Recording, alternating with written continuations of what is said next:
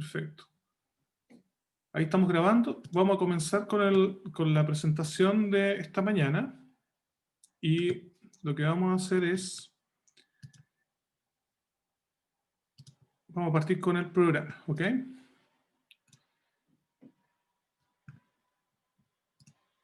Ok.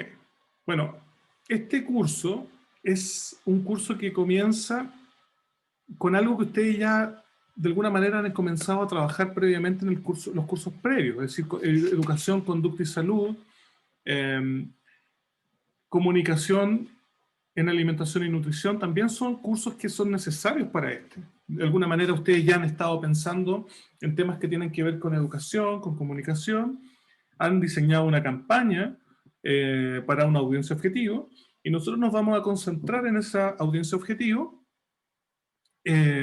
pero ahora en este momento nos vamos a enfocar en lo que tiene que ver con generar aprendizajes para un grupo de esa comunidad de la que ustedes ya han comenzado a trabajar. Básicamente, lo que me gustaría mostrarles es algo que quiero que no lo olviden y les voy a explicar un poquito en qué consiste. Esto corresponde a una demostración de un modelo de física, ¿ok? Recuerden estas palabras para más adelante. En general, los estudiantes los últimos años han hecho demostraciones para la comunidad donde colocan una juguera, colocan una serie de ingredientes y le muestran cómo hacer un batido de fruta o de distintas cosas.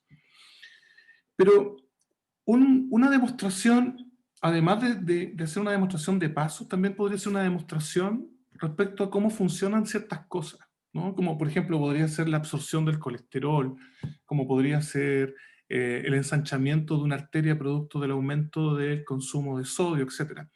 O sea, hay bastantes más cosas que podemos hacer, y esta es una, solamente para que vean 20 segundos de la demostración que hace un profesor de física de la Universidad Católica sobre el efecto que tiene la masa en la deformación del espacio-tiempo, y fíjense lo que pasa y con el modelamiento. Algo muy sencillo, algo que requiere una comprensión importante de la materia o de los contenidos que se quieren desarrollar, y el efecto que produce en sus estudiantes también.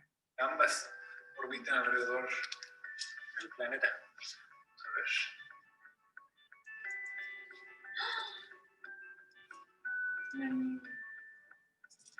Luego, cuando se acercan mucho a la estrella... No sé si se fijaron en varias cosas que estaban ahí, pero una de ellas tiene que ver con... Uno de los estudiantes hizo hasta un suspiro al respecto. Los buenos modelos producen motivación. Los buenos modelos producen asombro. Los buenos modelos producen cambio en la forma de pensar las cosas. Y eso es un poco el propósito de la educación. De alguna manera lo que estamos tratando de buscar es una forma de comunicación donde todos estamos girando en torno a un objetivo en común o un aprendizaje en común, y para eso tenemos que poner de nuestra parte, pero también la comunidad va a tener que poner de su parte. En este caso, en este curso no se hace sin la voluntad de cada uno de ustedes, ni con la motivación de cada uno de ustedes. Entonces, no pierdan de vista esto, lo podemos seguir conversando más adelante si a alguien le llama la atención o le gustaría seguir trabajando esa idea. Pero también les quiero plantear lo siguiente, que esto no se hace de un día para otro. La investigación hasta el momento lo que ha planteado son, y algo que se sigue discutiendo, es cuánto tiempo se necesita para aprender algo. Entonces, para adquirir algo en un nivel de maestría, fíjense que se necesitan cerca de 10.000 horas. Son como 10.000 horas de vuelo para tener una maestría o tener un nivel de experto en algo, que son como 5 años, o 55 horas a la semana de algo. Es como toda la carrera de ustedes para transformarse en nutricionista, ¿cierto? O lo que podría ser un atleta, o lo que podría ser un músico de excepción, etc. Pero también, para el logro inicial de algún aspecto, se necesitan cerca de 20 horas. Eso es lo que se está discutiendo en la actualidad. En este curso, en particular, esta es una frase de mi maestro inicial que dice que el tiempo es alimento. Entonces, tómense con mucha importancia lo que les voy a decir. Porque esta idea de las 20 horas plantea que al menos son 4 elementos que hay que desarrollar. Primero, de construir lo complejo, es decir, como la habilidad grande en subhabilidades, que es un poco lo que vamos a hacer nosotros después, formulando aprendizajes generales y específicos. Luego hay que practicar inteligentemente, ¿no? Y hasta el nivel donde uno se pueda autocorregir. Esto es súper importante, es decir, que si uno no practica y uno no le da tiempo, hasta el nivel donde uno se puede autocorregir, la verdad es que no vamos a seguir mejorando. Luego está la etapa de remover las barreras físicas o emocionales al respecto. Es decir, como si yo estoy frente a un televisor o estoy organizando mal mi tiempo, o no estoy preguntando bien sobre lo que me falta, la verdad es que va a ser poco el efecto sobre el aprendizaje. Y finalmente seguir practicando. Entonces, esta idea de las 20 horas también aplica a lo que ustedes van a aprender respecto al curso. ¿Por qué? Porque este curso tiene 5 créditos, tenemos una cantidad de horas totales que son 135. Si eso lo dividimos por el tiempo de trabajo presencial, el trabajo grupal o tutoría, que son los martes y los viernes, tenemos aproximadamente 3 horas a la semana. Por lo tanto, el tiempo asincrónico o el tiempo de estudio personal, la lectura, etcétera, que hay que dedicarle son 3.5 horas a la semana. Si nosotros hiciéramos una relación entre 40 y 60 horas aproximadamente, ahí tenemos por lo menos son 60 horas de las 135 que ustedes van a tener que dedicar de manera propia para poder desarrollar el trabajo durante el resto del curso. Eso significa que no basta con las horas que tenemos a la semana para funcionar en el curso. Requiere esto tiempo personal. ¿Ok? El propósito formativo. ¿Hacia dónde apunta el curso? Esto es muy importante para el curso que estamos desarrollando. Primero, el curso lo que pretende es que los estudiantes puedan planificar un programa educativo en alimentación y nutrición en una audiencia específica. Eso es básicamente lo que esperamos que ustedes logren.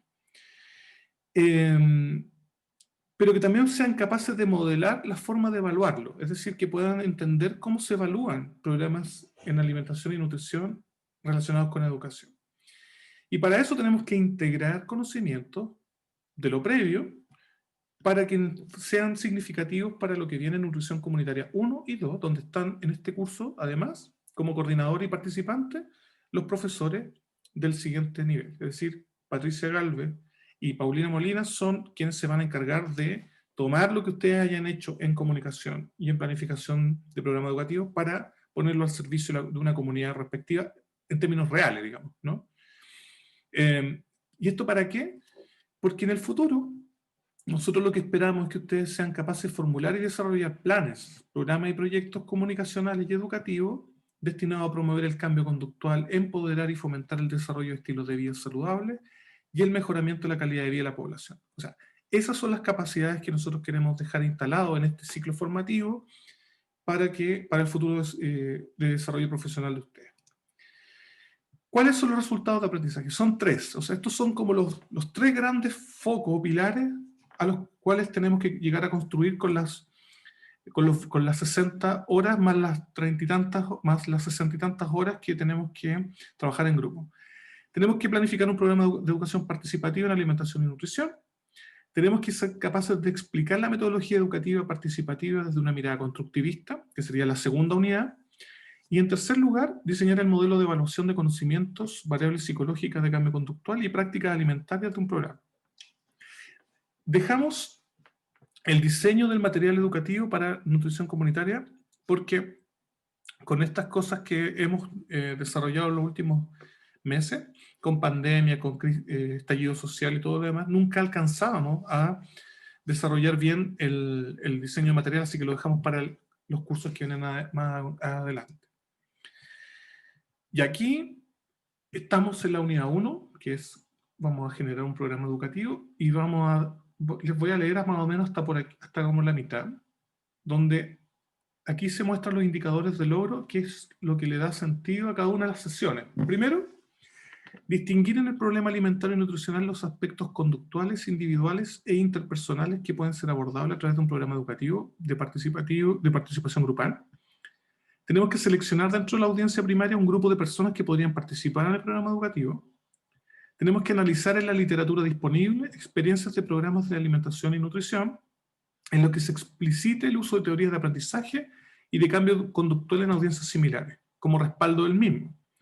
Tenemos que seleccionar el enfoque teórico del aprendizaje, el enfoque teórico de cambio conductual, identificar las variables personales e interpersonales que condicionan la conducta alimentaria y de actividad física, analizar cómo interactúan estas variables personales y ambientales en relación con el autocuidado en salud. Tenemos que explicar el proceso de planificación de unidades didácticas y formular los aprendizajes esperados generales y específicos. Hasta aquí, todo esto se puede traducir en formas de evaluación nuestra, es decir, les vamos a pedir un informe con esto y también les vamos a pedir a lo mejor una prueba con todos estos indicadores de logro. Es decir, si ustedes demuestran hacer todo esto, tendríamos buenos resultados. Y de ahí en adelante nos pasamos como a la fase, digamos, de la planificación propiamente tal del curso. Luego pasamos a la metodología educativa, es decir, cuando ya tenemos más o menos diseñado el programa, tenemos que ver cómo lo vamos a transformar en una actividad, en una acción participativa, es decir, vamos a generar experiencias de aprendizaje donde vamos a desarrollar técnicas educativas participativas, tenemos que entender para qué sirven y tenemos que aplicarlas, ¿no? Aquí vamos a hacer algo bien sui generis, o sea, es decir, ustedes van a tener que hacer técnicas educativas grupales simuladas a la audiencia, algunos de ustedes van a ser audiencia y otros van a ser los profesores o los facilitadores, y los tenemos que hacer a distancia con estas metodologías que tenemos en la actualidad, así que vamos a tratar de poner toda nuestra cabeza para poder solucionar eso, y tenemos que ser capaces de entender y fundamentar cuáles son las mejores estrategias para poder desarrollar los aprendizajes esperados en su programa. Finalmente, vamos a diseñar el modelo de evaluación. Entonces tenemos que entender qué es lo que es, cómo se pueden medir y evaluar las variables, seleccionar técnicas e instrumentos para la evaluación, vamos a elaborar algunos instrumentos y vamos a describir el procesamiento y el análisis de los mismos para que lo puedan aplicar posteriormente. Ahora, en términos de la evaluación, aquí está cómo se construye la nota final. Tenemos prueba de aplicación individual, 20%, informe del sustento teórico y aprendizaje esperado, 20%, el informe del programa educativo, 20%, un informe del modelo de evaluación e instrumento, 20%, coevaluación grupal, 5%, y un role-playing de 15%. Eso nos da el 100% de las notas, que lo cual se le saca, le extrae la ponderación de un 70%, el examen es de un 30% y el total es 100%. Ahora pasamos a una ronda de preguntas respecto al programa. Aquí está lo medular del programa. Me gustaría que lo hicieran preguntas para que quedara más o menos claro cómo funciona este curso. Así que les doy la palabra.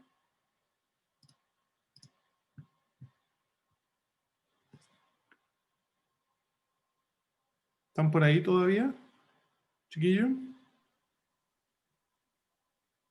Sí, hola profe, buenos días. Hola Carolina. Buenos días a todos. Quería preguntar cómo va a ser más o menos el roleplay, en qué va a consistir, cómo se va a dar a cabo. Paulina, ¿te gustaría responder esa pregunta? Bueno, chicos, el role-playing se hace en grupos de trabajo dependiendo de las características del role-playing, como son de técnicas educativas. Hay algunas técnicas que requieren la participación de más personas que otras, por lo tanto, trabajan en grupos, a algunos también les toca trabajar de forma individual, y el role-playing en esta versión del curso va a tener que ser grabado, ¿ya? Antes lo hacíamos presencial, lo hacíamos durante el horario de clase y generábamos una discusión, pero para esta versión van a tener que grabar la actividad de role-playing, después subirla. Para eso es importante sí que sepan que siempre van a tener una audiencia objetivo, ¿ya? ¿Qué quiere decir esto? Que al momento de hacer su role-playing van a tener que haber otros compañeros participando de la actividad para que la puedan grabar y se pueda dar la dinámica que se genera cuando ustedes hacen sus programas educativos. Por lo tanto, van a tener su guía de trabajo, van a tener una guía también de cómo se hace ese role-playing o esa técnica educativa para que se guíen en los pasos, y obviamente vamos a estar nosotros tutoreando con los profesores cualquier duda que tengan, ¿ya? Esta es la primera versión que lo vamos a hacer en modalidad en línea, pero créanme que se puede, porque ahora, por ejemplo, sus compañeros de cuarto están implementando estos programas, y estamos tratando de adaptar todo a este formato, pero es básicamente eso. Tienen que hacer las dinámicas, por ejemplo, una lluvia de ideas que tal vez la conocen ustedes, o un trabajo en grupo, van a tener que hacerlo en formato en línea, apoyándose de herramientas tecnológicas muchas veces, o si no, apoyándose de los elementos que puedan tener en la casa. Vale, gracias. Súper. Profe, yo tengo otra pregunta. Vale, Daniela. ¿Se va a trabajar con los mismos grupos de el curso anterior? ¿Sí? Así es. Ya, profe. Muchas Puede gracias. que se incorpore algún otro compañero o compañera, porque hay personas nuevas, pero básicamente se van a mantener los tutores también, y bueno, la profe Patti reemplaza a la profe Natalia Gómez. Aunque la Ya, profe profe, gracias. Natalia Gómez es irreemplazable, pero la profe Pati va a tratar de hacer todo lo posible, digamos. En este curso, Claro. en este curso. Exactamente. Sabrina levantó la mano. Sí, antes de, por el mismo tema de los grupos, yo todavía no los he asignado porque al parecer un curso o el proceso de registro de estudiantes está un poquito lenta la cosa. Entonces, al parecer tenían plazo hasta hoy día para inscribir ramo, entonces queremos ver quiénes son definitivamente los participantes de este curso y ahí vamos a ver quiénes quedan, quiénes se reincorporan, quiénes no, etc. Perdón, Sabrina, tiene la mano levantada. Sí, buen día, profes, compañeros. Yo tenía la duda porque a mí me tocó hacer el curso anterior, el año pasado, entonces yo ya tenía mi grupo objetivo, mi campaña, entonces ahora me voy a tener que incorporar a otro desde cero. ¿Y esa asignación se va a hacer al azar? ¿O es respecto como al mismo grupo objetivo que me había tocado antes? Como... Siempre lo hemos hecho o lo hemos tratado de hacer al azar. Pero en el fondo, como todavía nos quedan unos días, todavía le vamos a dar un poco de pensamiento, porque entendemos que la situación actual cambia un poco algunas cosas en términos de criterios, tiempo, interés, etc. Pero por lo general lo que hacemos es asignación al azar. Ahora,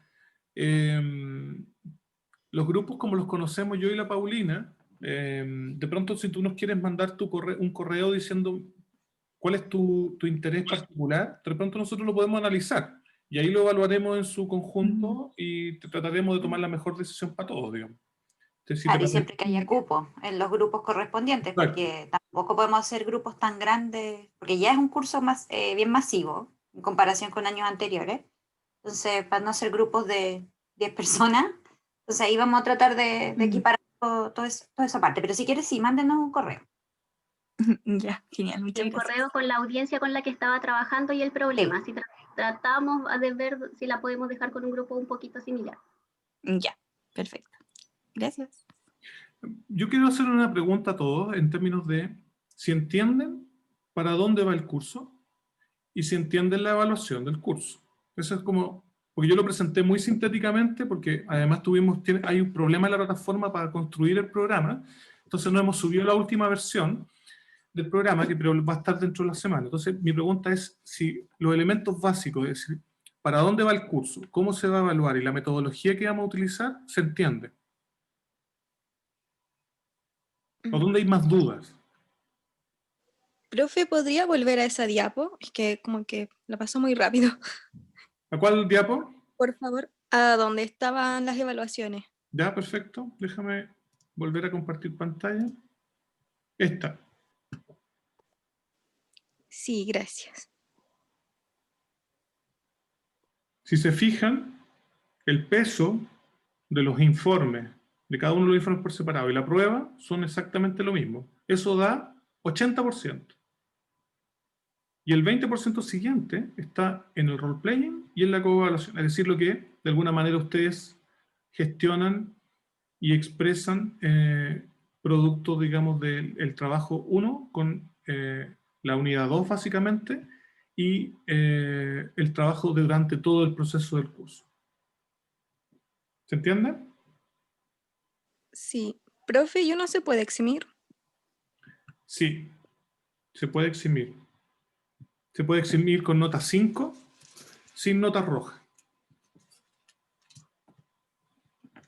Ya, ok, gracias.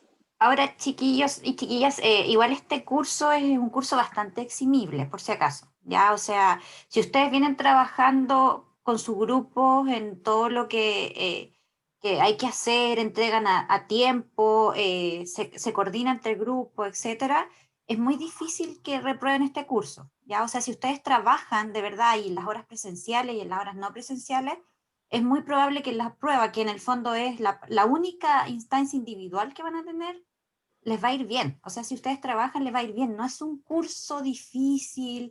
Si ustedes en el fondo practican, lo van a poder hacer perfecto en la prueba. Entonces, no se preocupen por la exhibición. O sea, de verdad que no es un curso que tenga alta tasa de reprobación ni nada. Además, es un curso que les gusta bastante. Pero siempre y cuando vayan dedicando tiempo, el tiempo asignado a la Sí. asignatura lo vayan dedicando con sus tiempos presenciales y no presenciales. Eso les va asegurando, si van trabajando como hormiguita, la verdad es que van a llegar súper bien al final. Eso. Paula tenía una mano levantada. Sí, hola, buenos días. Buenos días. Buenos Que días. en el calendario preliminar no entiendo bien como donde dice ya taller grupal 1, después continuación taller 1. ¿Eso es como para ir haciendo el informe? Ricardo, ¿me puedes permitir compartir para yo ir explicándole? Porque justamente eso venía ahora. Les iba a explicar el Ah, ya. calendario. Ujú. Pero necesito que Ricardo me dé el poder. Ya. Profe, yo tenía una duda también con el calendario. Es que las fechas de los días martes están mal y el martes 8 de diciembre había prueba. O sea, decía 9 de diciembre, pero en realidad es 8 y es feriado. Ah, ya. Y ese día estaba la Ya, prueba. voy a revisarlo entonces. Voy a revisarlo. Entonces, toda la fecha, sí, la fecha de casi todos Por los eso, días. por eso justamente, Todos los martes. Sí. Parece que los martes pusimos el número del lunes. Parece que fue algo así. O del miércoles, creo. O Creo que miércoles. del otro día. Ya, yo lo voy a revisar, por eso era preliminar, porque siempre nos pasan cosas así, y lo otro también es que el horario del viernes, que es de 12 a 2, pero de repente nos piden que podemos cambiar el horario del viernes para adelantarlo un poquitito más, entonces por eso era preliminar, porque siempre hay cosas que arreglar, pero eso lo podemos arreglar, no hay problema. ¿Sí? Profe, antes de que presente el calendario, ¿puedo hacer una consulta de la prueba? Sí, pregunta sobre la prueba. Yo se la contesto, no hay problema. Quería saber si se va a utilizar proctoring. No vamos a usar proctoring, pero ¿sabes lo que pasa? Es que esta es una prueba de aplicación. Es decir, usted va a hacer su prueba con libro en mano, con cuaderno en mano, con lo que usted quiera, pero como está enfocado a su programa o está enfocado en una situación particular, nosotros hacemos variantes y aquí lo que nos interesa es cómo resuelven el problema que les presentamos. Como no son pruebas de alternativa básicamente, hay que aplicar lo que ustedes saben y por lo tanto aquí hay múltiples posibles respuestas correctas. Vamos a asignar un tiempo necesario para desarrollarlo, pero fíjense que aquí el único que se ve perjudicado si es que se pone a copiar son ustedes, porque nosotros hicimos el experimento la vez anterior. ¿Les dejamos cuántas horas fue que les dejamos pasar esto? Como 11 horas. 12 horas. De la mañana hasta las 2 noches. 12 horas. Y los estudiantes nos dijeron a nosotros que era como... Nos dijeron, ¿cómo fue lo que nos dijeron? Como... Nosotros advertimos que había pruebas que se parecían mucho, o sea, en el fondo como que ocuparon el tiempo básicamente en conversarlo entre ellos, pero si se copian y no están seguros de lo que están haciendo, van a tener muchas personas el mismo error. Entonces, acá básicamente lo que se espera es que ustedes puedan resolver la situación que les vamos a plantear, pero si trabajaron, estudiaron, y tienen los elementos a mano, a su disposición, no deberían tener ningún problema. Y eso a lo mejor lo pueden resolver en la mitad del tiempo, en 6 horas, no en 12. Ah, ya, entonces va a ser similar a la del año pasado, que también era como caso aplicado. O sea, la del semestre pasado, perdón. Es una prueba de aplicación, sí. Sí, son casos aplicados. Es decir, usted resuelva un problema a partir de lo que sabe. Ya, gracias. ¿Listo? ¿Alguna otra pregunta antes de pasar al calendario? Sabrina Gajardo todavía tiene la mano levantada, dice. ¿Sabrina? No, es que no la había bajado. Ah, Ahí sí, disculpe. ya. Dale, Patricia. Ya, ahora sí. Entonces voy a compartir el calendario. Ya, el calendario, independiente de las fechas, yo lo puedo arreglar, no hay problema. Tiene varias columnas. Ya, principalmente aquí está la actividad que van a tener. En rojo están las tareas que nosotros les tenemos que dar en esta columna, ¿ya? Pero además esta columna tiene, o sea, este calendario tiene otra columna que es donde les vamos a ir diciendo si la actividad es sincrónica o es asincrónica. En este caso, esta sesión, la totalidad de esta sesión y la sesión del viernes van a ser sincrónicas, es decir, se tienen que conectar porque la clase va a ser en vivo. Ya, en general la mayoría de las clases son talleres, entonces son poquitas las clases que van a tener, ¿sí?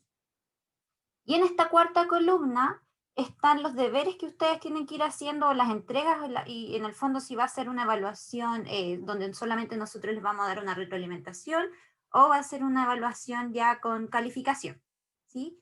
Entonces, por ejemplo, aquí no hay nada que tienen que hacer ustedes. En el fondo, el día de hoy ojalá participen y discutan con el profe Ricardo en la clase que van a tener después. Pero sí, el día viernes, por ejemplo, parte un taller grupal 1, que era un poco la pregunta que nos hacía la compañera, ¿sí?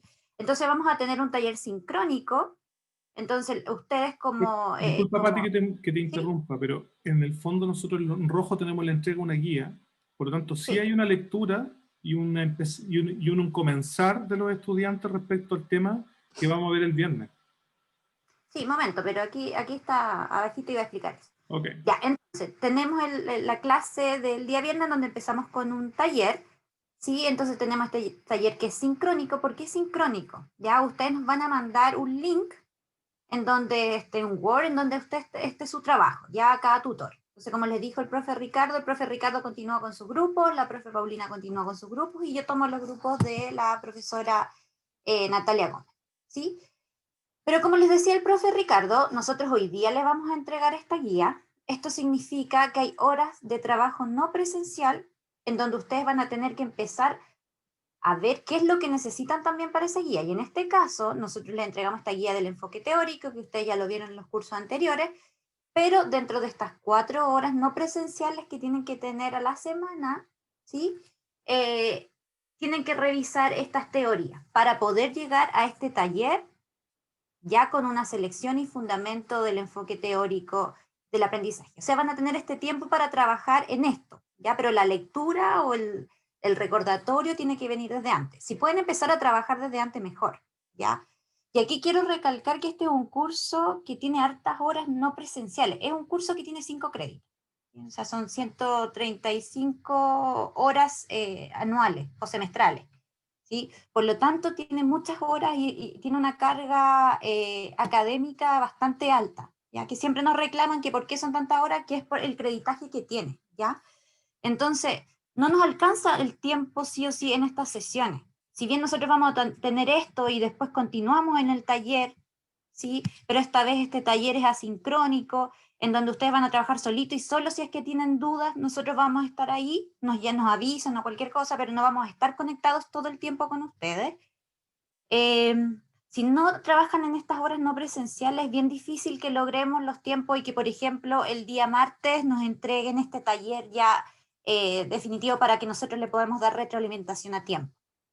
¿Sí? Pero son horas que ustedes tienen efectivamente para trabajar en los informes, estas clases que tenemos aquí presenciales, o sea, presencial entre comillas, ¿ya? O sea, nosotros les reservamos el horario de la sesión para que puedan terminar bien los talleres, etcétera, pero nunca es suficiente. O sea, si no ocupan estas horas no presenciales, va a ser bien difícil que puedan cumplir con los plazos, ¿ya? Pueden trabajar en los informes, etcétera, ¿sí? Las revisiones bibliográficas que también van a tener, ¿sí? Pero eso en términos generales el calendario. Va así durante todo el semestre. Lamentablemente también tenemos feriados, tenemos el 25 de diciembre, tenemos el 8 de diciembre, tenemos las vacaciones entre medio. Entonces, perdemos hartas horas, por eso se les sube un poquitito a las horas no presenciales, porque el profe Ricardo mostró que eran 3,5 horas, pero se le tuvo que subir un poquitito a las horas no presenciales semanales para tratar de al menos cumplir con las 135 horas, ya, porque en el fondo nosotros también nos piden, nos exigen desde arriba cumplir con todas las horas, porque en el fondo nosotros decimos que con esas 135 horas ustedes son capaces de lograr los aprendizajes esperados que nosotros queremos de ustedes, ¿sí? No sé si Pauli o Ricardo quieren agregar algo más del calendario. No, solamente decir que la primera semana vamos a estar ajustando el calendario y también formalizando el programa completo, que es un poco la síntesis que les acabo de presentar, más lo que Patricia estaba mostrando. Y en el fondo el llamado es a que los grupos de trabajo vuelvan a conectarse entre sí para generar un buen mecanismo de comunicación con sus tutores. Es decir, por lo menos yo debo decir que con la experiencia de mi grupo, tuve muy buenas experiencias en términos de puntualidad, de seriedad en el trabajo, de involucramiento, de todo, y creo que tuvimos buenos resultados. Por lo tanto, o sea, desde ahí para arriba el estándar de lo que se viene en el curso. O sea, hay una modalidad de trabajo grupal que yo creo que en la mayoría de los casos se produjo muy bien, y yo creo que eso va a ser una estructura que vamos a usar para el curso, a favor del curso, ¿ya? Es un buen curso, y yo espero lo mejor de todos para que logremos los aprendizajes esperados de lo que estamos viendo. Eso básicamente. ¿Paulina? A mí me gustaría agregar algo, que ayer estuve justo viendo la evaluación docente de SEAN, no sé si la viste, Ricardo, pero ahí aparecen algunos comentarios que me gustaría aclarar. En el fondo, por ejemplo, salía que algunos tutores no estaban siempre presentes dentro del horario de clase, y como les comentaba la profe Patti, eso va a pasar, ¿ya? Hay algunas sesiones que tal vez nosotros vamos a poder estar durante toda la sesión con ustedes, y hay otras donde no, porque tenemos otro compromiso, así como ustedes pueden estar ocupados, de repente a nosotros también nos pasa, y podemos tener una reunión u otra actividad en otro lado, ¿ya? Pero eso no quiere decir que no les avisemos y que tampoco en el fondo los dejemos solos y que ustedes no les puedan hacer otras preguntas a los profesores, ¿ya? Entonces siempre aprovechen de usar las instancias para hacer las preguntas. Si tienen dudas y el profesor justo coincide que el profesor no está con ustedes en ese momento, le pueden preguntar a otro profesor o pueden preguntar en el foro del curso, ¿ya? Pero no se queden con las dudas que tengan.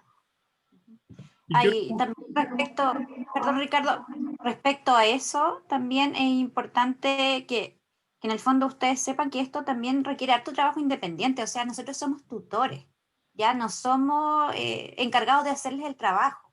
Entonces, por eso hay talleres que van a ser sincrónicos, que nosotros vamos a estar conectados todo el rato, y no sé, el semestre pasado con Paulina en Nutrición Comunitaria estábamos durante todo el horario conectados a su Google, a su documento de Google que nos compartían, y estábamos ahí en caso de cualquier duda. Pero hay otras sesiones que nosotros los dejamos a ustedes trabajar, porque tampoco es cosa de que estemos ahí nosotros mirando cómo ustedes hacen el trabajo y no hay dudas, no hay nada, y ustedes avanzan solitos, ¿ya? O sea, también aquí hay un tema de independencia también, o sea, ya están en tercer año, entonces ya tienen que ir adquiriendo esto de ir trabajando de manera independiente. Eso.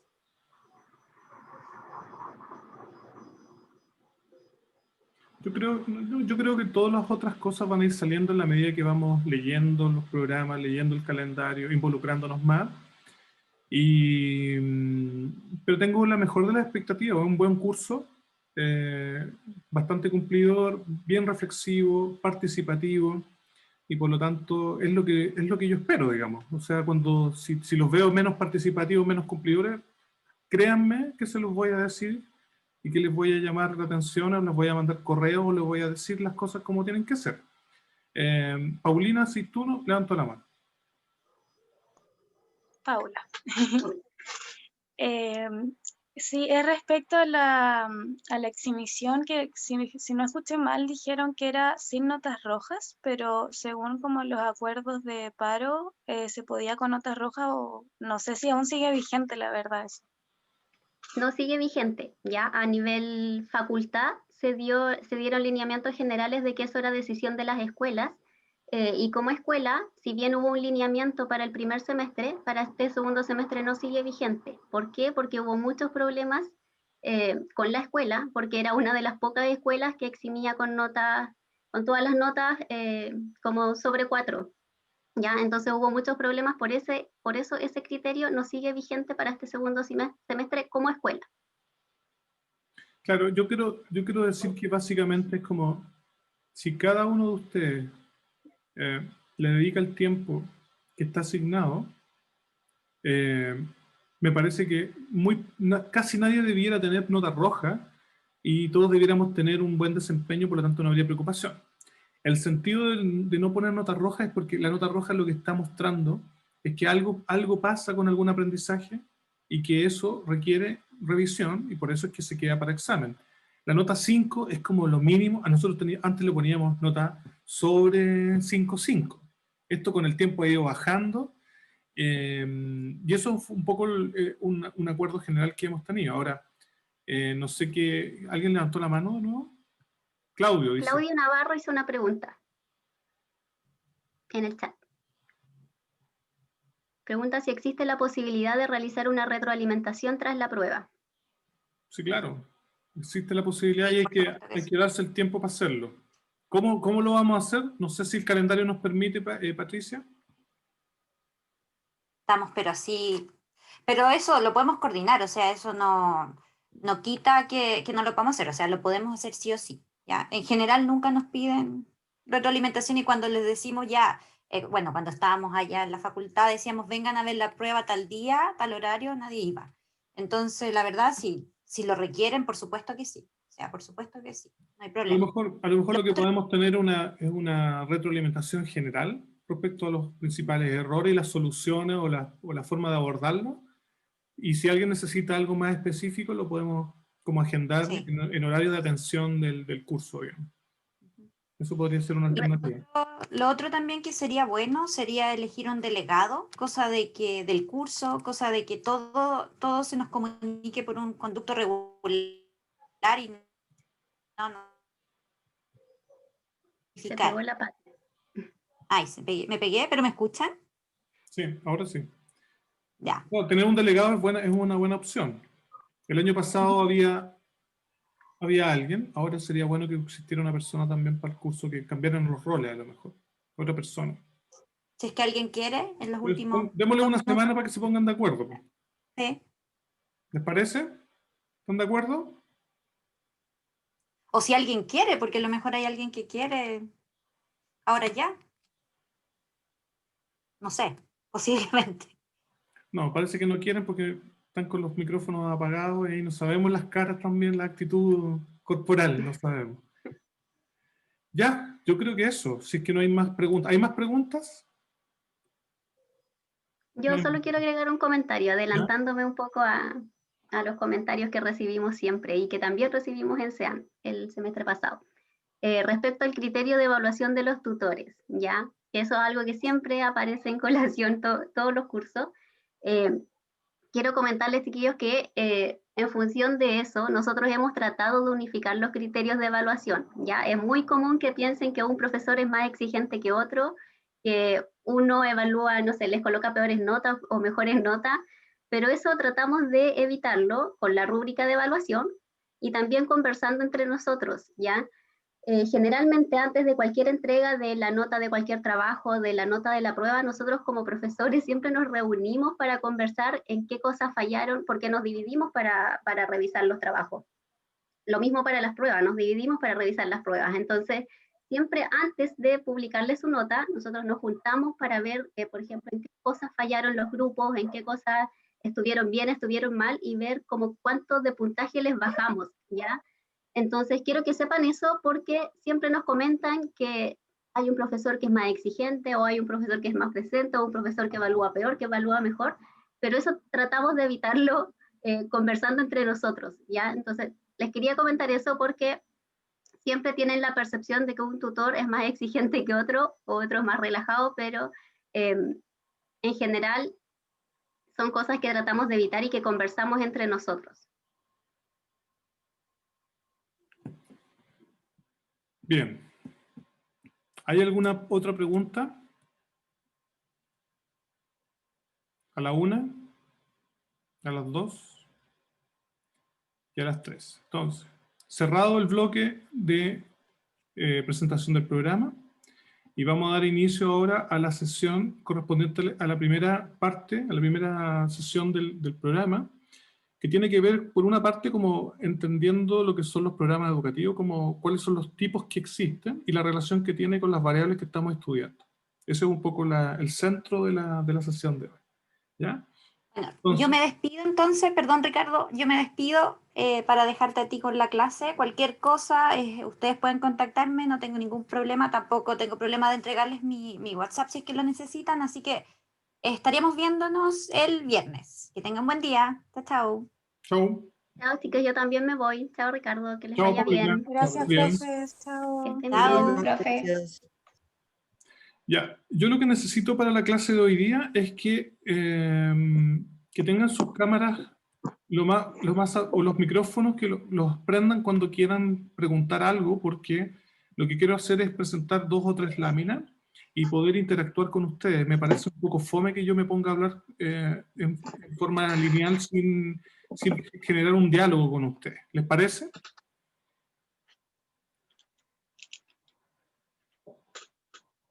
¿Les parece? Sí, profe. Ya, profe. súper. Sí, profe. Excelente. Entonces, vamos a partir.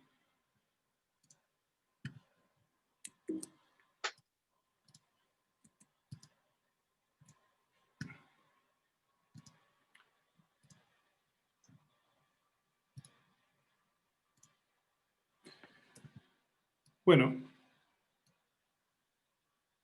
respecto a los programas educativos en alimentación y nutrición, hay temas que tienen que ver con el diseño, que tienen que ver con la planificación propiamente tal, y ahí tenemos tres niveles de planificación que quiero que recuerden como elementos importantes, y hay aspectos conductuales que son relevantes para entender por qué existe esta necesidad de planificar programas en alimentación y nutrición, programas educativos en alimentación y nutrición, ¿ya?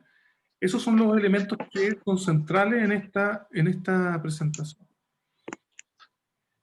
Entonces, habiendo dicho eso, el sentido del curso y la sesión, ya cosas que ya hemos visto, la ubicación curricular, estamos al final del tercer nivel, o el tercer año más bien. Ya hay cursos previos que ya desarrollamos, el propósito del curso lo analizamos, el resultado de aprendizaje de la unidad de la que estamos viendo ahora tiene que ver con planificar efectivamente un programa de alimentación y nutrición educativo en alimentación y nutrición, y hay un indicador de logro de la sesión que tenemos que revisar. ¿Cuál es ese indicador de logro? ¿Qué es lo que tenemos que trabajar el día de hoy? Distinguir en el problema alimentario y nutricional los aspectos conductuales, individuales e interpersonales que pueden ser abordables a través de un programa educativo participativo grupal. Sobre esto vamos a estar trabajando la sesión de hoy y la sesión del día que viene a continuación. ¿Se entiende para dónde vamos con este indicador de logro? Sí, profe. Sí, Súper. profe. Entonces, ¿qué es un programa educativo? Esa es una primera pregunta. Y luego, ¿qué es el aprendizaje humano? Evaluemos. ¿Qué se acuerdan? ¿Qué es el aprendizaje humano? Ustedes lo vieron en Educación, Conducta y Salud.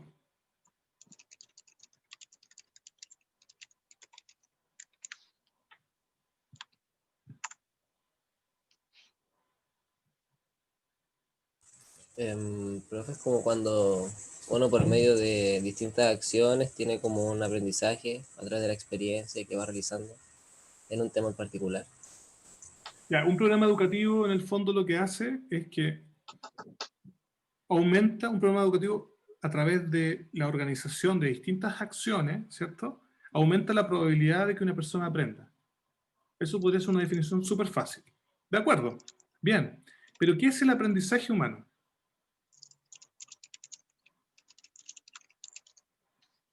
¿O qué es aprender? Es como la adquisición de, ya sea de información, de conceptos o también de conductas. Ok, es una definición. ¿Otra? ¿Alguien maneja otra?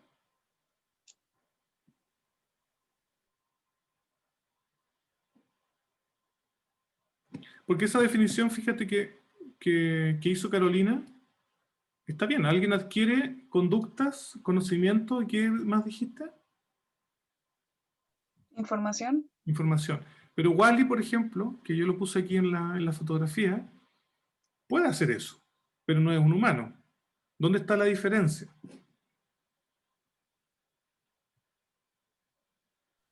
Que quizás que- el humano, sorry, no.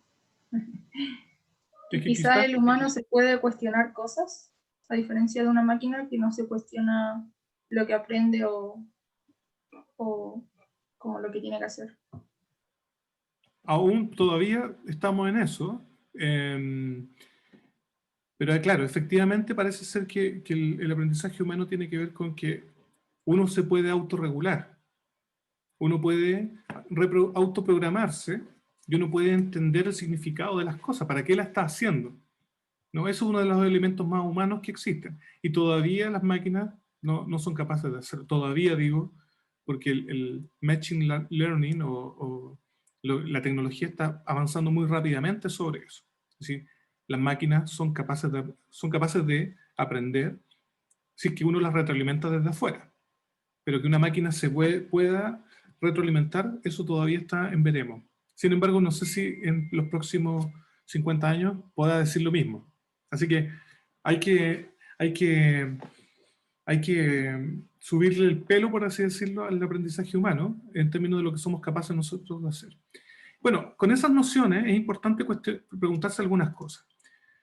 Estos son algunas de las definiciones que son como las más antiguas y las más modernas, y que básicamente tienen que ver con que en los años 36, Washburn planteaba que era una habilidad para resolver problemas a través de la experiencia, más allá del desarrollo. Es decir, el desarrollo físico, mental, emocional, de alguna manera, son elementos que cruzan a todos los seres humanos. Sin embargo, hay cosas que no es solamente expansión cerebral o perfeccionamiento de funciones, digamos, anatómicas, las que producen el aprendizaje. El aprendizaje tiene que ver más bien con lo que uno necesita necesita adaptarse y necesita generar como una especie de memoria útil para resolver los problemas que tienen al frente, ¿no? Y eso no está en los genes, por eso es necesario aprenderlo. Otra de las definiciones, que es la de Chunk, del 2012, plantea que es la adquisición o el desarrollo o modificación relativamente permanente de conocimientos, habilidades, estrategias, creencias, actitudes y conductas. Es decir, de un montón de aspectos. Y una definición súper rápida, como para que la recuerden, es tener resto cognitivo. Es decir, que producto de la experiencia nos quedamos con algo que nos permite repensar las cosas que estamos haciendo permanentemente. Es decir, es una memoria que sirve para algo, que tiene un significado, ¿no?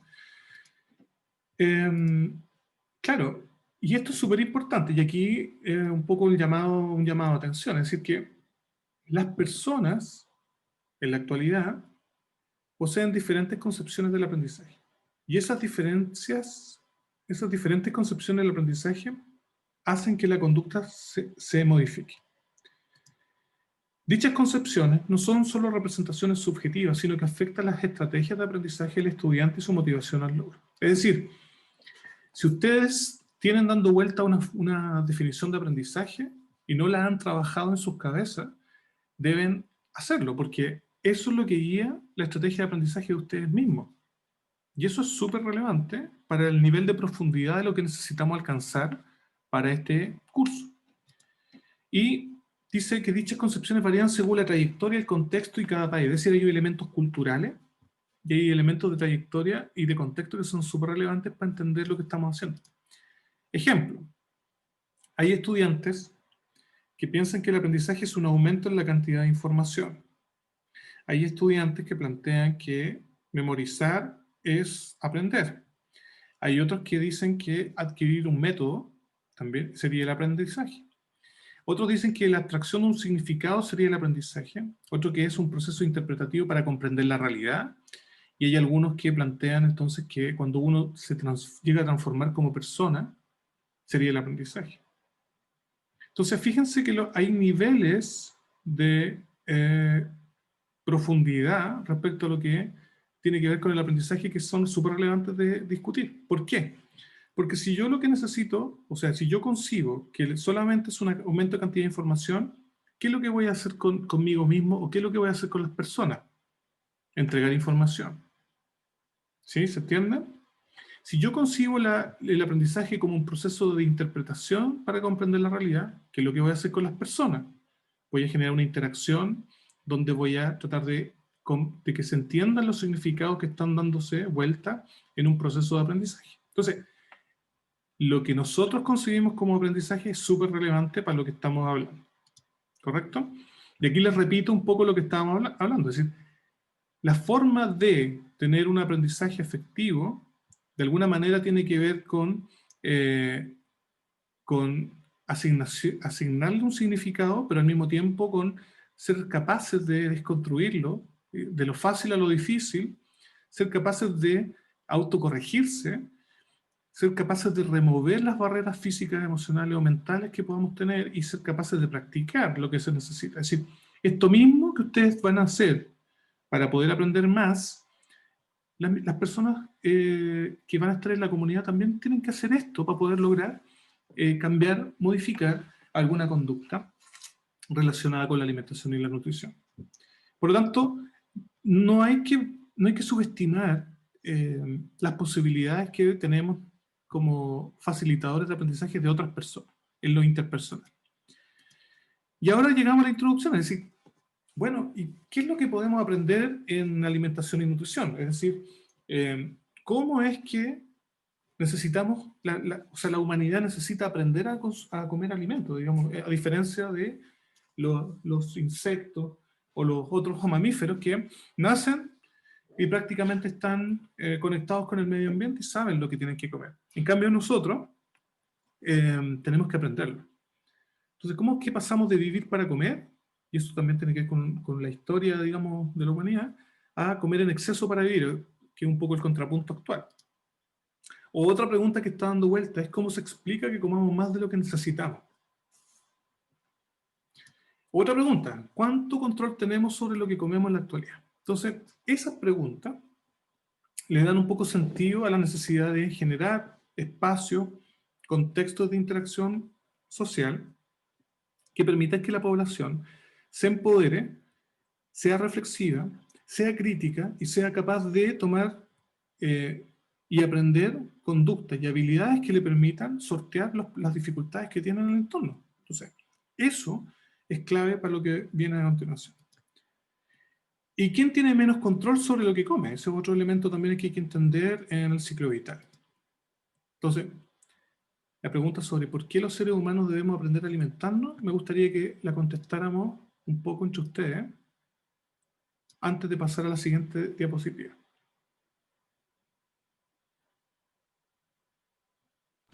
Yo creo que por muchas razones, porque después uno, no sé, tiene una mala relación con la comida, o si, no sé, come mucho, que es lo que pasa actualmente, también tenemos más enfermedades, que tiene consecuencias en salud, que tiene consecuencias económicas, que tiene consecuencias en personas, como que hay muchas razones para aprender a alimentarse. Sí, hay muchas razones. ¿Qué otros se les ocurren? ¿Cuál es la diferencia entre una boa constrictor y nosotros respecto a la alimentación? Que para nosotros alimentarnos es un acto social, en cambio para la boa es supervivencia.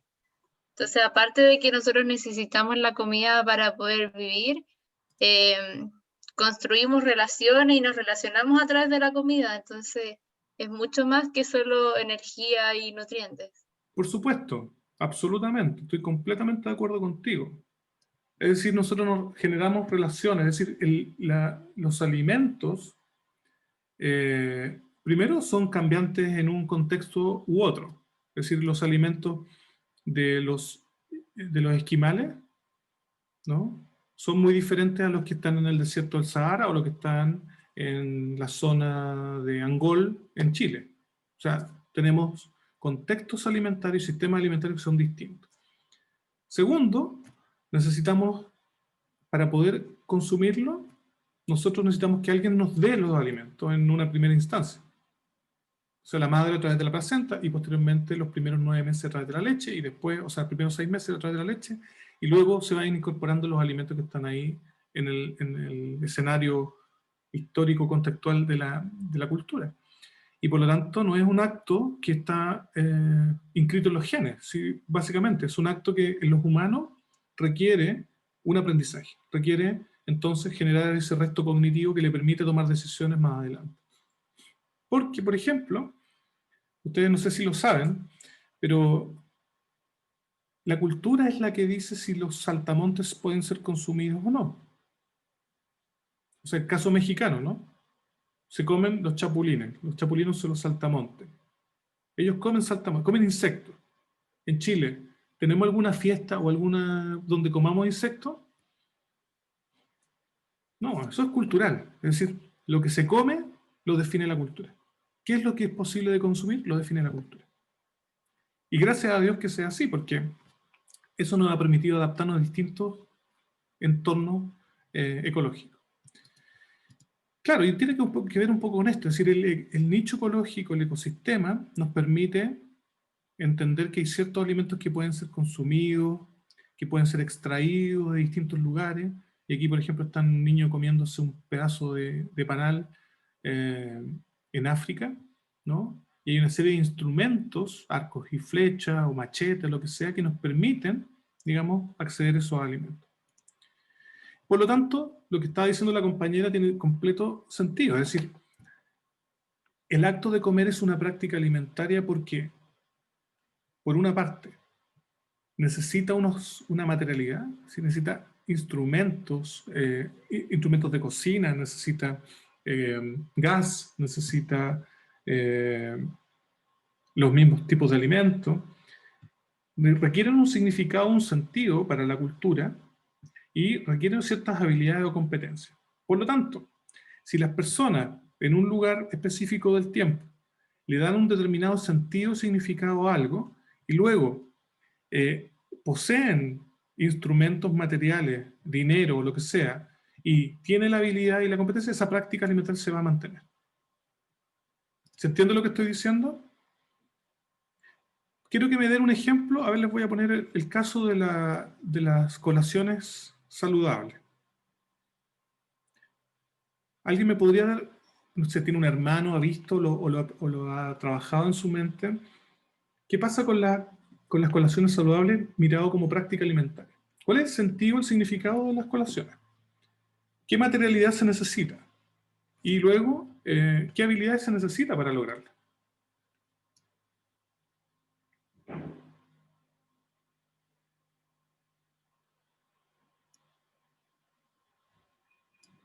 ¿Tiene el mismo sentido? Ahí está Claudio. Claudio, a ver.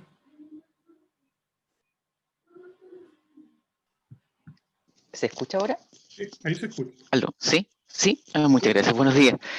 En realidad yo había levantado la mano hace un momento porque mientras usted hablaba, hablaba sobre el aprendizaje, sobre el fenómeno del aprendizaje.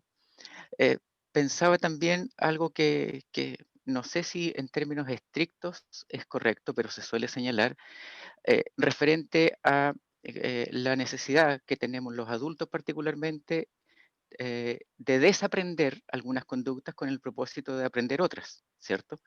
Entonces, ahí, ¿cómo lograr que un determinado, o sea, cómo para desaprender es necesario también, un requisito previo, aprender otras conductas y que sean significativas que posibiliten, ¿cierto? Que bajen las barreras, cierta resistencia que uno tiene originalmente, que permite eventualmente modificar conductas a futuro.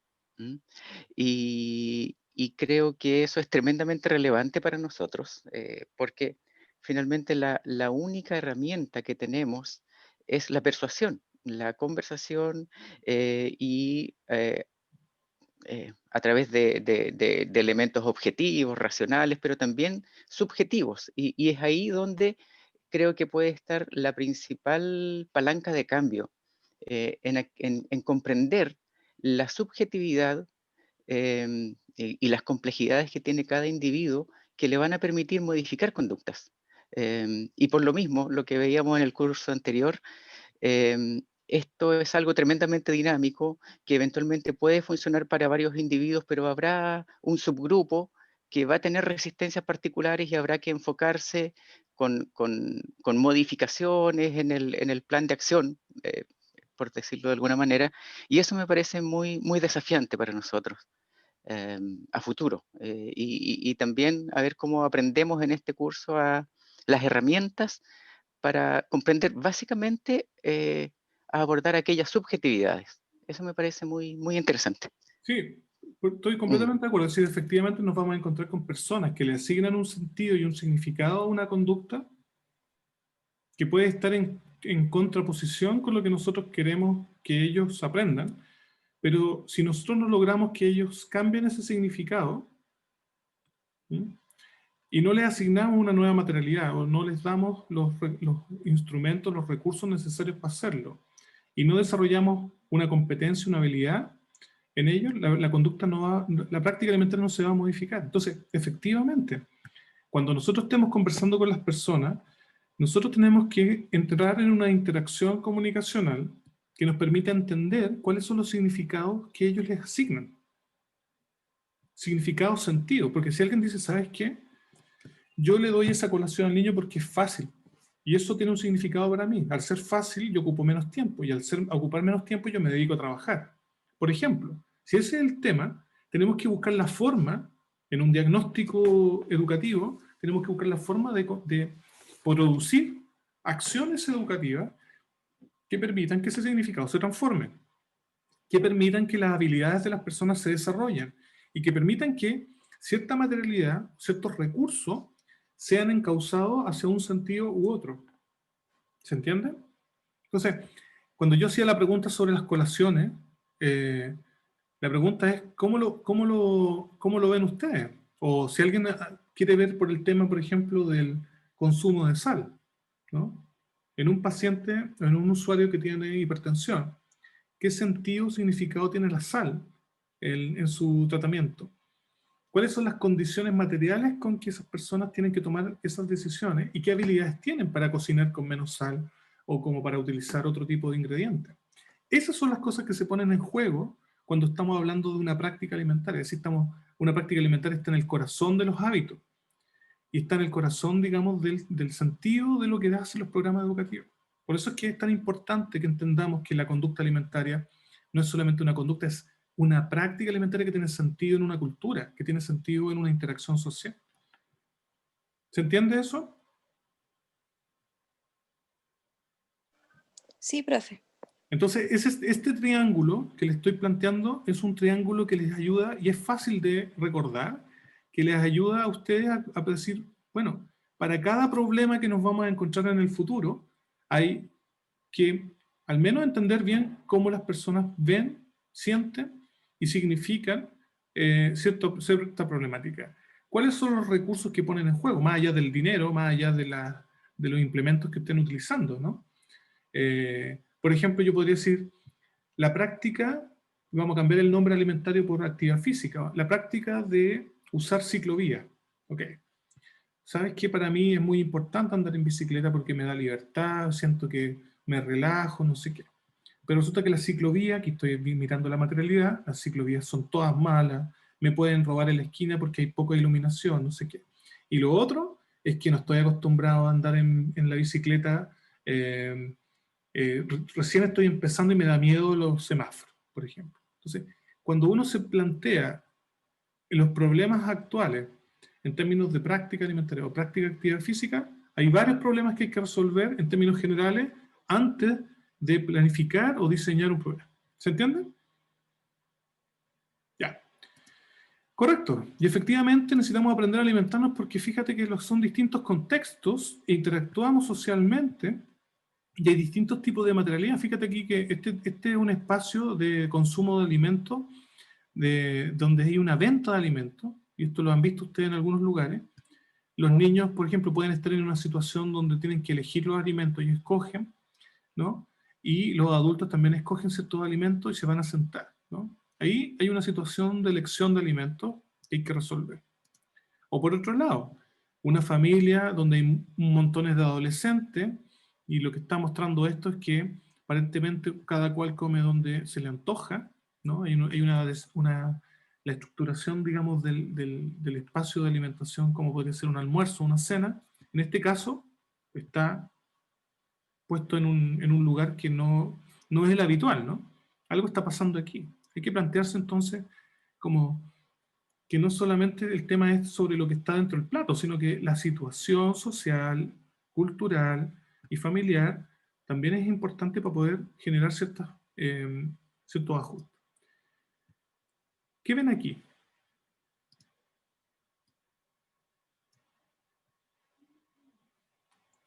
¿Han visto algo parecido ustedes en sus experiencias cotidianas?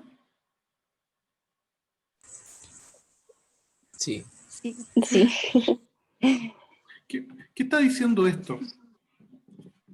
¿Qué está diciendo esto?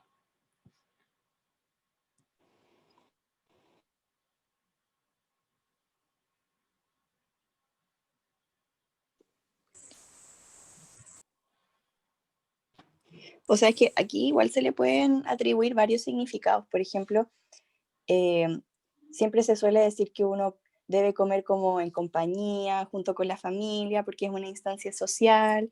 Pero ¿qué pasa si para esta persona quizás su mascota es como su compañero, quizás, y es como la compañía que tiene para poder realizar su alimentación? Ahora, otras personas dicen, ya, pero esto tampoco es correcto, o sea, uno debería estar sentado en una mesa con personas, sin compañía de animales, por supuesto, pero claro, al fin y al cabo es el significado que esa persona le da a la alimentación, y en realidad creo que igual es una situación que ocurre bastante. En mi caso particular también en un par de ocasiones con mis perritas también se suben a la cama, una cuando está almorzando en la cama, pero claro, eso es como yo lo interpretaría al menos. ¿Hay alguien que quiera como poner algún énfasis extra? Sí, yo estoy de acuerdo con lo que dice Sabrina, porque igual siento que, no sé, quizá ella, la señora, ¿se escucha? Sí. Sí. Viva sola o quizás estar en una mesa sea un lugar muy amplio para alguien que esté solo, entonces quizás sea más cómodo estar donde uno realiza la mayoría de sus cosas, que es la pieza quizás, donde se ve que tiene como su lana, distintos materiales de trabajo y puede estar más cómoda en su lugar habitual. Esto es una fotografía que no es de Chile, pero que se podría asemejar mucho a lo que podría ocurrir en Chile. Y fíjate que lo más cercano de la señora está el control remoto. Su perro está consumiendo esto en una bandejita que ni siquiera es un plato ni una bandeja, ¿no? Está acomodada. Yo me imaginaría que aquí al frente, como telón del cine, digamos, hay un televisor o algo. Y lo que me está indicando es que existe algo que está haciendo ella con la lana. Hay un despertador, hay lámparas, esas lámparas están mostrando justamente donde hay iluminación de algo que ella está haciendo. Hay una toalla acá, extendida, y ahí están sus chancletas para pararse, ¿no? Y un reservorio para botar algo de basura. Muchas de las personas, adultos mayores chilenos, viven prácticamente solos en alguna, o viviendo con alguien, o viviendo de allegado, o viviendo en un lugar mucho más pequeño porque las pensiones no le alcanzan, que es un poco un problema también que está ocurriendo en muchos lugares. Entonces, cuando nosotros le vamos a decir a la señora, pero señora, usted tiene que comer en familia, y tiene que comer distintas cosas en los platitos, y ojalá que no estén los perritos, ¿qué crees tú que esa indicación le va a chocar con los significados y con la materialidad que ella tiene y con las habilidades que ella tiene? Por supuesto que sí. Entonces, si nosotros no logramos comprender esto, cualquier cosa que hagamos no va a tener potencial significativo. Que era un poco lo que veíamos en educación, conducta y salud. Las personas no van a aprender si es que algo que nosotros les ayudemos a desarrollar no es significativo para ellos.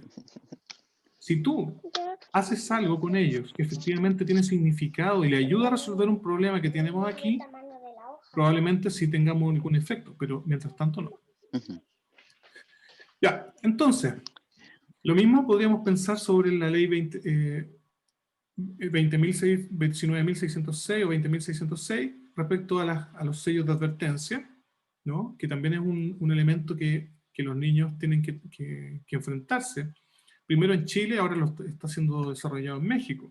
Entonces, aprender no solamente decir rechazo aquellas cosas que tienen sodio, que tienen alta grasa saturada, alto en azúcares y alto en calorías. O sea, aprender significa entender qué significa cada uno de esos mensajes que están ahí.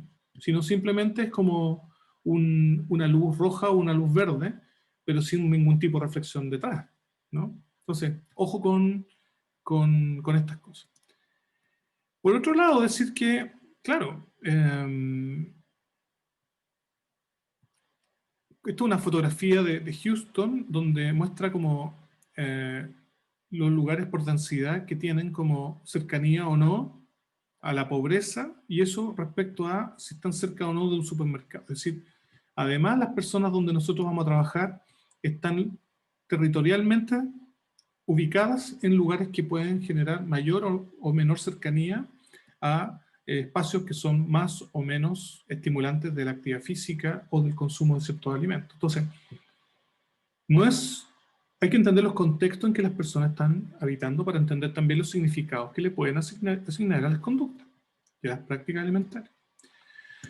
Por otro lado, también la población entiende que cada vez los alimentos están teniendo mayor también alteración, digamos, de su genoma tradicional, y ya no es lo mismo consumir un tipo de arroz que se consumía hace 1000 años atrás versus lo que se está consumiendo ahora. Hay mucha más involucramiento del ser humano y esto puede generar desconfianza, ¿no? Hay montones de asociaciones de consumidores en Estados Unidos, particularmente Europa, que no están dispuestos a consumir alimentos transgénicos y que sí lo harían siempre y cuando alguien les asegure que están comiendo algo sano, saludable y que no esté, y que sepan que es de origen natural, ¿no? Entonces, el significado de lo natural cobra distintos niveles de importancia y podríamos encontrarnos con distintas percepciones de la población respecto al tema. Entonces, si bien nosotros estudiamos 5 años para ser nutricionista y manejar ciertos temas, si uno no entiende y no logra ponerse en el lugar de la población, es difícil que nosotros podamos hacer algo para producir un choque y una reflexión sobre los significados que la población le asigna. Y un poco lo que le estaba diciendo, es decir, efectivamente vamos a encontrar que hay estrategias poblacionales o que vamos a generar a nivel estructural, es decir, como en política, como por ejemplo cambios en las guías alimentarias, regulaciones, currículum, marketing nacional, campañas comunicacionales que pueden ser a nivel comunitario estructural, y otras como programas educativos donde vamos a tener estrategias psicosociales y la atención nutricional que van en nivel más bien interpersonal e interpersonal, ¿ya? Es decir, hay estrategias que vamos a utilizar en distintos niveles de afectación y donde lo que queremos finalmente es que a través de la relación con familias, pares, amigos, profesionales de la salud, vamos a tener generación de cambios en las preferencias alimentarias, las creencias, las actitudes, normas culturales, normas sociales, conocimiento, habilidad, autoeficacia, agencia, empoderamiento, etc. Esta forma de entender que podemos hacer acciones en distintos niveles es lo que nos permite precisar que los programas educativos podrían tener eficacia y eficiencia en ciertas variables, siempre y cuando también se esté actuando en los otros niveles de influencia de ferias, barrios, restaurantes, parques, supermercados, lugares de trabajo, escuelas, cárceles, hogares, etc. Es decir, si todo está actuando en distintos niveles y en los programas educativos en alimentación y nutrición, ya sea en la atención individual o en grupos, deberíamos tener entonces efectos en las conductas relacionadas con los alimentos, ¿ya? Siempre y cuando también podamos entender que hay otros determinantes más amplios de la situación, donde tenemos por un lado los sistemas alimentarios, por otro lado la cultura alimentaria, chocando con lo que la industria está haciendo y lo que se están haciendo en políticas públicas. Es decir, nuestra área de actuación está metida más o menos por aquí con los programas alimentarios, con los programas educativos en alimentación y nutrición. Pero para poder resolver el problema nacional tenemos que actuar en los otros determinantes del problema. Entonces, ¿por qué es relevante aprender a planificar programas educativos en alimentación y nutrición? Porque hay que considerar varios elementos. Primero, que los programas educativos se pueden planificar a nivel macro, a nivel meso y a nivel micro, y que los tres niveles permiten lograr la máxima eficiencia y eficacia de este tipo de intervenciones. ¿Por qué? Porque la planificación de programas educativos como un proceso permite entender que este se inserta siempre en un plan, en un programa, en un proyecto mayor. Por ejemplo, un programa. Nómbrenme algún programa que ustedes conozcan. Un programa de salud existente.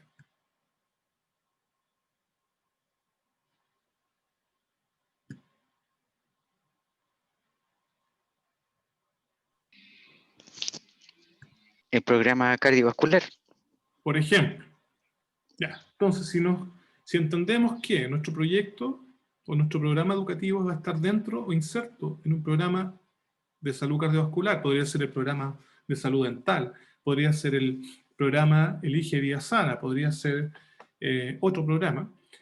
Entonces, eso demanda una lógica mayor, es decir, sabemos qué cambios en impacto queremos provocar y por lo tanto nuestro programa educativo va a tener un ciclo ajustado y coherente con esa lógica.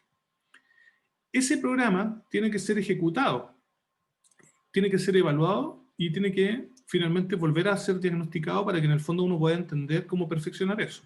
A su vez, nosotros tenemos que diseñar y formular un programa, ¿no? Implementarlo, ejecutarlo y evaluarlo para saber cómo contribuye al logro de los objetivos de ese plan, de ese programa y de ese proyecto. ¿Se entiende que plan, programa y proyecto son como niveles diferentes de programación de intervenciones? Que los planes son mucho más macro, que los programas son mucho más específicos, que los proyectos aún más específicos. ¿Se entiende eso? Sí. Entonces, dependiendo de dónde se inserta un programa educativo, para una lógica mayor, entonces va a tener cierto sentido y significado.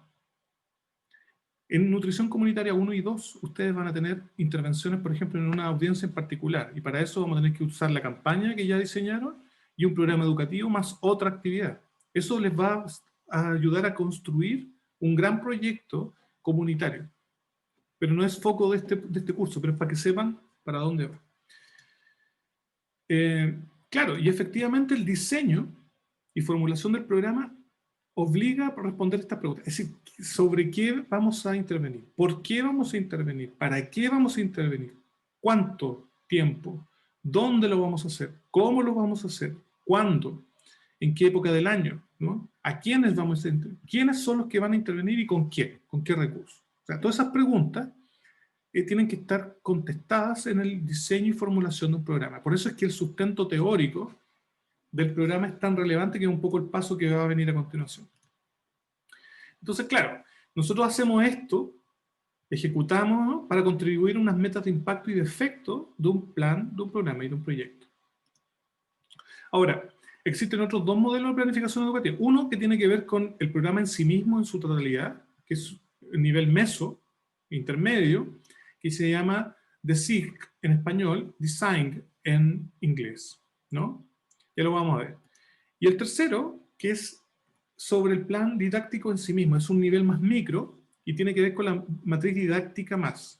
Y yo le puse a esto matriz didáctica más en honor a mi maestra de educación alimentaria, que es Margarita Andrade Santibáñez, que ya no está en la formación, digamos, universitaria de nutricionista, pero ella, junto con Sonia Olivares, fueron las personas que me enseñaron a mí gran parte de esta forma de entender la intervención en educación y en alimentación y nutrición educativa como una herramienta del nutricionista en el mundo social.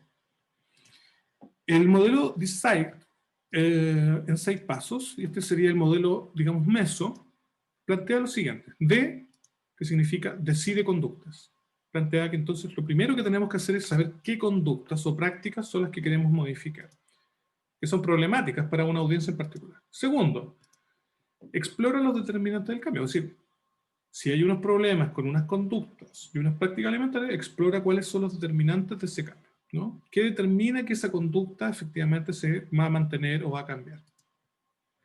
Luego tenemos la S, que significa selecciona la teoría y clarifica la filosofía. Es decir, ¿qué modelo o teoría de cambio conductual o qué teoría o modelo de aprendizaje vamos a utilizar para poder transformar esos determinantes del cambio y finalmente decidir esa conducta?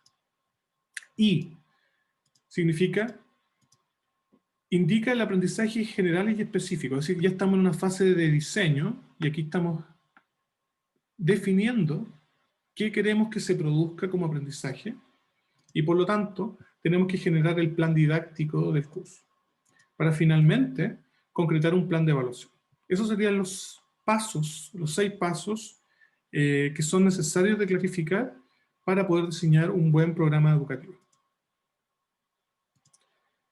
Ahora, cuando nosotros estamos en cada uno de esos 6 pasos, tenemos que pensar en lo siguiente. O sea, cuando estamos decidiendo conducta y explorando los determinantes del cambio, aquí estamos pensando en ciertas entradas del programa. O sea, estamos recolectando y evaluando datos e información, ¿no? Que es como de alguna manera hacer un diagnóstico de, de qué podría estar pasando. Por lo tanto, tenemos que decidir las conductas a ser cambiadas mediante el programa. O sea, tenemos que analizar conductas y aspectos de la audiencia. Y las tareas que están aquí también es explorar los determinantes del cambio en una variada fuente de datos. ¿Qué productos esperamos de estas 2 primeras etapas? La declaración de la meta de la intervención en términos de cambio conductual, cuál va a ser el cambio conductual esperado, y una lista de los determinantes a considerar en la intervención. Cuando seleccionamos la teoría y clarificamos la filosofía, estamos pensando en dibujar el modelo específico de la intervención basada en la teoría. ¿Cómo va a funcionar? ¿No? Tenemos que clarificar desde qué perspectiva queremos que se desarrolle el aprendizaje y tenemos que articular perspectivas sobre el contenido. Es decir, qué debe ser aprendido y cómo va a ser aprendido. Y finalmente, como producto de esta etapa, necesitamos un modelo teórico de la intervención, una declaración de la filosofía o perspectiva educativa y una declaración sobre las perspectivas del contenido. Luego, en los aprendizajes esperados y generales y específicos, tenemos que indicar los aprendizajes de cada determinante en el modelo teórico. Es decir, cómo es que el modelo teórico ayuda a definir unos aprendizajes específicos y generales. Y tenemos que generar aprendizajes generales para cada determinante del modelo teórico. Luego, tenemos que generar el plan, es decir, actividades educativas y unas secuencias donde tenemos que utilizar las 4E en la secuencia de la implementación que dice Isabel Contento, que dice, primero, que esta secuencia tiene que ser capaz de excitar, ¿no? Como de movilizar. Tiene que ser capaz de explicar, expandir, y aquí se repite una palabra. No me acuerdo la otra en inglés, pero eso la voy a trabajar. Y el producto de esto es el plan educativo, que es donde tenemos los determinantes, las actividades para cambiar conducta y las metas de acción. Y finalmente, tenemos que seleccionar cuáles son esos aprendizajes, cómo los vamos a evaluar, cómo vamos a generar el proceso de evaluación y crear preguntas para medir cómo fue la implementación. Entonces, el producto es una lista de métodos de evaluación y preguntas, procedimientos y mediciones al proceso de evaluación. Con eso tenemos entonces la fase intermedia que tiene que ver con el diseño del programa educativo, propiamente. Y finalmente, en el nivel más micro, es cómo se planifica la actividad educativa propiamente. Entonces, aquí tenemos que plantearnos los aprendizajes generales y los aprendizajes específicos para lograr el general, donde cada uno de ellos va a tener sus contenidos, sus técnicas educativas, como la sugerencia metodológica para cada una de esas técnicas educativas, y eso finalmente nos va a dar las experiencias de aprendizaje de una unidad, que finalmente lo tenemos que evaluar de alguna manera. Es decir, evaluación formativa significa cómo nos damos cuenta, que estamos logrando los aprendizajes específicos de cada parte de la sesión que integran una unidad didáctica. ¿Ok? Entonces, habiendo dicho eso, quedamos en la zona de preguntas ahora. Nos quedan unos minutos por si quieren ustedes preguntar algo de lo que hemos visto. A mí lo que me interesa en este momento es que entiendan primero Porque es necesario entender bien qué es lo que es posible aprender en alimentación y nutrición por los seres humanos y por las audiencias de ustedes, cuáles son los pasos o los niveles de planificación que tenemos en qué nos hacemos cargo con cada uno de ellos. O sea, el nivel macro, el meso y el micro de planificación tienen que tenerlo como súper claro como norte de su programa educativo. Esos elementos son básicos para lo que viene para la siguiente semana. ¿Se entiende eso? Profe, ¿cuál era el macro? El macro tiene que ver con el proceso, entender que el diseño de un programa educativo tiene un proceso y que está inserto en un plan, en un proyecto o en un programa. Es decir, yo puedo hacer un programa educativo con financiamiento, con apoyo del nivel de decisión, es decir, que hay una institución que me dice a mí, ¿sabe que usted tiene que hacer un programa educativo? Yo para eso le voy a dar $200.000 y eso va a tener una duración de 1 año, por ejemplo. O alguien me va a decir, no, esto no tiene financiamiento, va a durar por el esfuerzo personal de usted en una organización no gubernamental. Sí.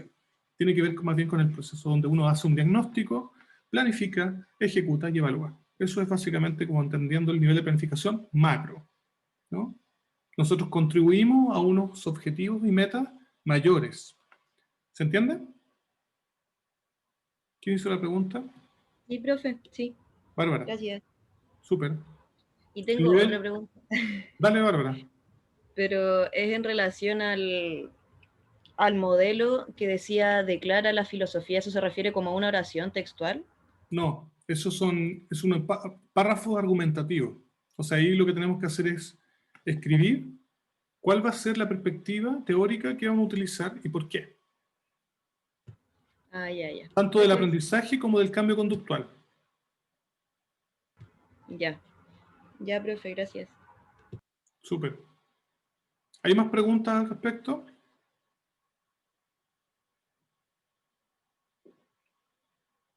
Parece que no.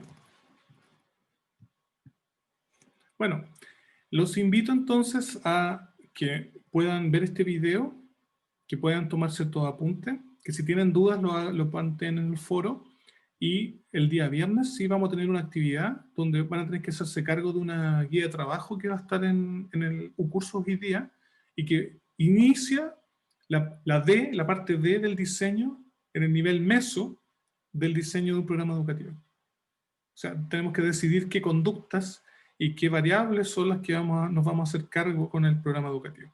¿Ok? ¿Bárbara? Sí, profe. Tenías como encendido tu... Estaba en verde. Ah, no. Nada. Bueno, entonces, siendo las 10 de la mañana y cumpliendo el horario de la asignatura, entonces les deseo que tengamos una buena inicio de curso. Nos estaremos viendo próximamente en el mismo canal con una profesora invitada para la siguiente oportunidad. ¿Vale? Que estén muy bien. Gracias, profe. Gracias, profe. Les voy a subir el link a cursos cuando apenas baje esto. Que tengan un buen día. Chao. Gracias. Chao.